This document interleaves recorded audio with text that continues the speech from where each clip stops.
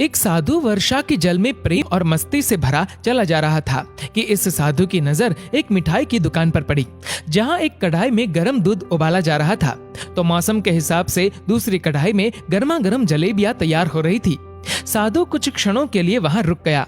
शायद भूख का एहसास हो रहा था या मौसम का असर था। साधु हलवाई की भट्टी को बड़े गौर से देखने लगा। साधु कुछ खाना चाहता था, लेकिन साधु की जेब ही नहीं थी तो पैसे भला कहां से होते। साधु कुछ पल भट्टी से हाथ सेकने के बाद चला ही जाना चाहता था कि नेक दिल हलवाई से रहा न गया और एक प्याला गर्म दूध और कुछ जलेबियां साधु को दे दी। साधु ने गर्म जलेबियां गर्म दूध के साथ खाई और फिर हाथों को ऊपर की ओर उठाकर हलवाई के लिए प्रार्थना की, फिर आगे चल दिया। साधु बाबा का पेट भर चुका था। दुनिया के दुखों से बेपरवाह वे फिर एक नए जोश से बारिश के गंदले पानी के छींटे उड़ाता चला जा रहा था। वह इस बात से बेखबर था कि एक नव विवाहित जोड़ा भी वर्षा के जल से बचता बचाता उसके पीछे चला आ रहा है। एक बार इस मस्त साधु ने बारिश के गंदले पानी में जोर से लात मारी। बारिश का पानी उड़ता हुआ सीधा पीछे आने वाली युवती के कपड़ों को भिगो गया। उस औरत के कीमती कपड़े कीचड़ से लथपथ हो गए। उसके पति से ये बात बर्दाश्त नहीं हुई, इसलिए वह आस्तीन चढ़ाकर आगे बढ़ा और साधु को कपड़ों से पकड़कर कहने लगा, अंधा है क्या? तुझे नजर नहीं आता? तेरी हरकत की वजह से मेरी पत्नी के कपड़े कीचड़ से भर गए हैं। साधु हक्का बक्का सा खड़ा था, जबकि इस युवा को साधु का चुप रहना नाखुशगवार गुजर रहा था।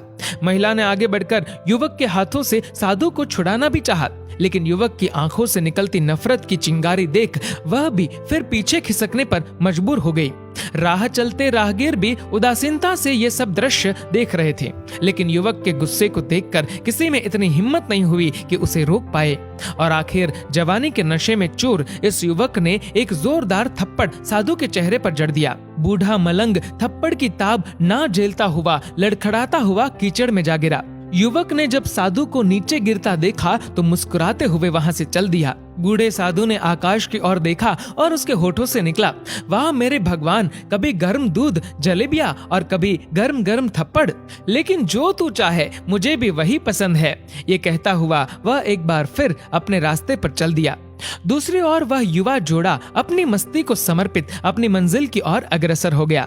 थोड़ी ही दूर चलने के बाद वे एक मकान के सामने पहुंचकर रुक गए। वह अपने घर पहुंच गए थे। वे युवक अपनी जेब से चाबी निकालकर अपनी पत्नी से हंसी मजाक करते हुए ऊपर घर की सीढ़ियां चढ़ रहा था। बारिश के कारण सीढ़ियों पर फिसलन हो गई थी।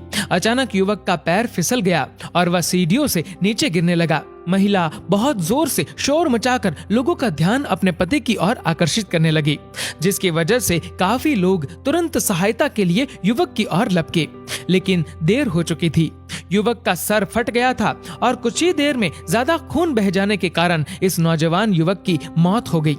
कुछ लोगों ने दूर से आते साधु बाबा को देखा तो आपस में कानाफूसी होने लगी कि निश्चित रूप से इस साधु बाबा ने थप्पड़ खाकर युवक को श्राप दिया है, अन्यथा ऐसे नौजवान युवक का केवल सीढ़ियों से गिरकर मर जाना बड़े अचंभे की बात लगती है। कुछ मनचले युवकों ने ये बात सुनकर साधु बाबा को घेर लिया। एक युवक कहने लगा कि आप कैसे भगवान के भक्त हैं, जो केवल एक थप्पड़ के कारण युवा को श्राप दे बैठे। भगवान के भक्त में रोष व गुस्सा हरगिज नहीं होता। आप तो जरा सी असुविधा पर भी धैर्य न रख सके। साधु बाबा कहने लगा, भगवान की कसम, मैंने इस युवा को श्राप नहीं दिया। अगर आपने श्राप नहीं दिया तो ऐसा नौजवान युवा सीढ़ियों से गिरकर कैसे मर गया?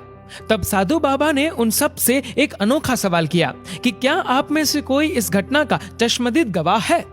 एक युवक ने आगे बढ़कर कहा, हाँ, मैं इस सब घटना का चश्मदीद गवाह हूँ। साधु ने अगला सवाल किया, मेरे कदमों से जो कीचड़ उछला था, क्या उसने युवा के कपड़ों को दागी किया था? युवक बोला, नहीं, लेकिन महिला के कपड़े जरूर खराब हुए थे। साधु ने युवक की बाहों को थामते हुए पूछा, फिर युवक ने मुझे क्यों मारा? युवक कहने लगा, क्योंकि वह युवा इस महिला का पति था और यह बर्दाश्त नहीं कर सका कि कोई उसकी पत्नी के कपड़ों को गंदा करे, इसलिए उस युवक ने आपको मारा। युवक की बात सुनकर साधु बाबा ने एक जोरदार ठहाका बुलंद किया और यह कहता हुआ वहां से विदा हो गया, तो भगवान की कसम, मैंने श्राप कभी किसी को नहीं दिया, लेकिन कोई है जो मुझसे बहुत प्रेम करता है। अगर उसका यार सहन नहीं कर सका तो मेरे यार को कैसे बर्दाश्त होगा कि कोई मुझे मारे। और मेरा यार इतना शक्तिशाली है कि दुनिया का बड़े से बड़ा राजा भी उसकी लाठी से डरता है। उस भगवान की लाठी दिखती नहीं और आवाज भी नहीं करती, लेकिन पड़ती है तो बहुत दर्द देती है। हमारे कर्म ही हमें उसकी लाठी से बचाते हैं, बस कर्म अच्छे होने चाहिए। हमारी संपत्ति के उत्तराधिकारी अनेक लोग हो सकते हैं, लेकिन कर्मों के उत्तराधिकारी केवल हम स्वयं ही होते हैं।